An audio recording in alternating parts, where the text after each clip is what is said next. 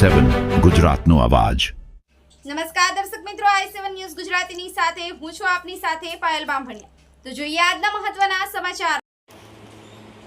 બોરસદના પીપળી અને મોટી શેરડી ગામના વિદ્યાર્થીઓનો બસ ફાળવણી મુદ્દે હોબાળો।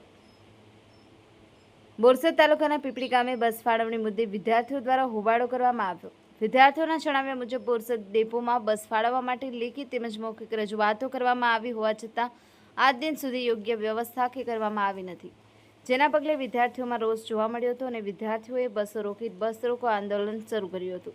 બનાવની જાણ થતાં 112 ઇમરજન્સી સેવા અને પોલીસ ટીમ ઘટના સ્થળે પહોંચી હતી। પોલીસે વિદ્યાર્થીઓ સાથે વાતચીત કરી મામલો થાળે પાડ્યો હતો।